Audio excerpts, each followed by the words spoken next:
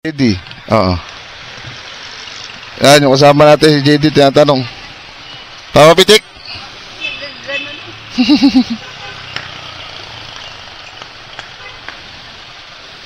Chad!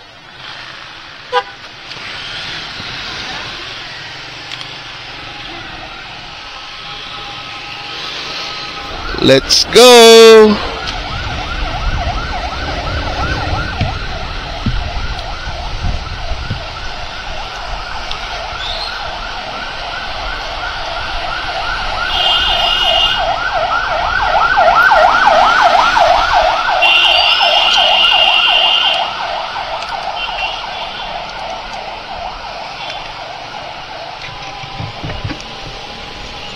Salamin muna tayo ng puti.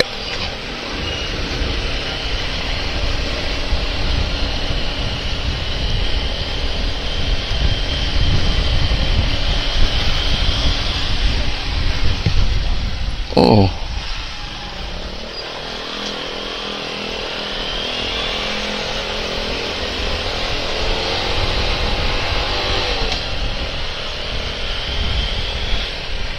Sama din yan saan? Sama din yan kahit saan eh.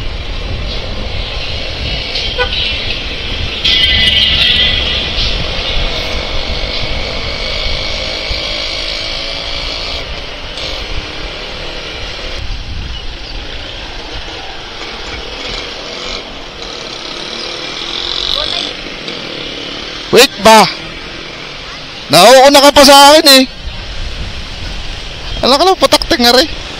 Ako na yung nagpipisil.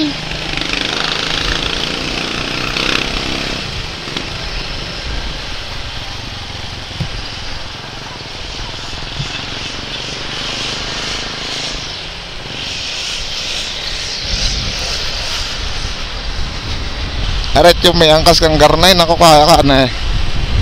Maligalig pa sa driver eh.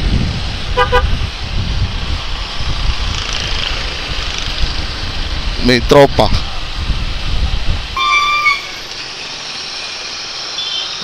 Hindi abot eh. Gano'n ko yung eh. Hindi abot. Pag gano'n sa baba, tiad eh. Nakatiad na siya.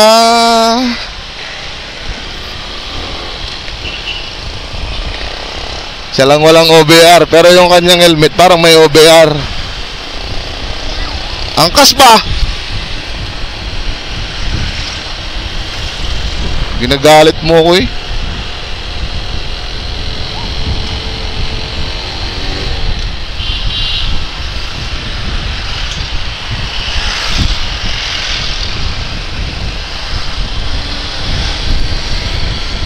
Yo, baka na. Bumakbak na. Gumugulo. Pag garna yung angkas mo, nakakane. Ay, hagis kita. Ay, baligtaran. Yan. Anong nangyari din eh? Pati nuhukay. Inaalis na. Naglalagay. Mga 3 kilo yun pala. Bitrex.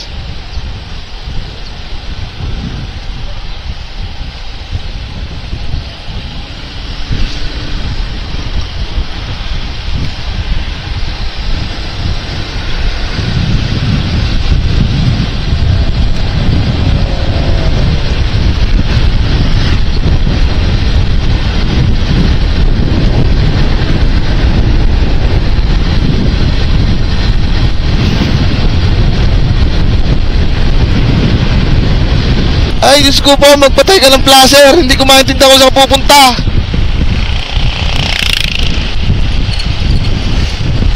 Ikatulin mo, ikinaka-placer papakanan, pakaliwa. Ay, Diyos ko, parang. Uy, ganda. Yun, bali nandun na nga pala tayo sa Anilo Port. First terminal natin to. Yan, abang-abang mga guys dito sa ating rides na to. Bali mahaba-haba pang takbuhan natin.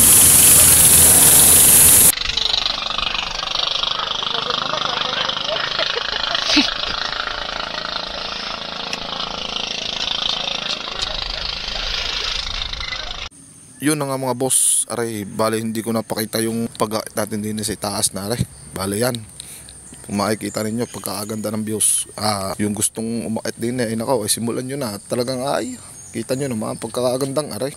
Para namang nasa parang nasa malapit na sa langit. Tingnan nyo naman siya. Diyan muna kayo mga idol at kuhan. Talagang